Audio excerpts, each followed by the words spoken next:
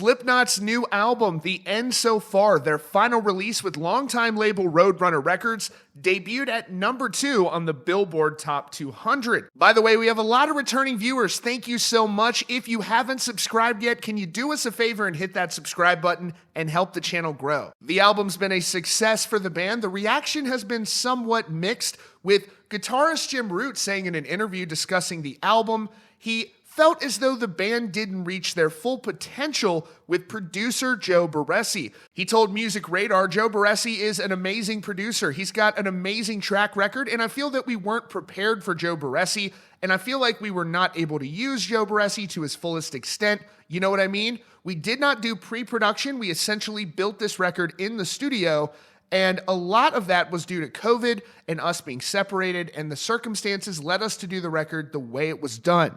So now in a new interview with NME, Corey Taylor spoke about the reaction from some to the new record. He said, quote, "One of the problems about writing one of the heaviest fucking albums of all time is that people just expect you to do that over and over. Well, fuck, that's so boring. If we had done that, we wouldn't be where we are today, 100%. He added, "You also have to remember that a large part of the population are also people who have created petitions against every Batman that has ever fucking been cast in a movie, and that they've always been wrong. Who's really right here? You fucking idiots. Sometimes you just need to shut the fuck up and listen to what we give you." Corey does make a great point when he says the band wouldn't be where they are today if they had just continuously tried to make the heaviest music they can. Some of their biggest songs are songs, of course, like Duality, Before I Forget, Psychosocial. If they only wrote heavy music all the time, it would become mundane and repetitive, and it just wouldn't work. They've always been all over the place.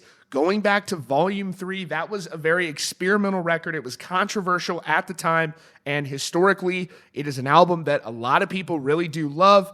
And again, Slipknot's all over the place. Slipknot is always going to be all over the place. They're always going to try new ideas. And I'll say this as well. Sometimes records that people listen to that may not immediately be their favorite, with time, a lot of records have aged very gracefully. I really don't think this is a bad album. This isn't my favorite Slipknot record ever, but I don't think it's a bad record either. I'm also grateful that Slipknot is still doing this, and they're doing it at a very high level. They're putting on some of their best shows ever. So what did you think of the record? Let us know in the comments down below. And again, be sure to subscribe to Rockfeed so you don't miss news and updates about your favorite bands.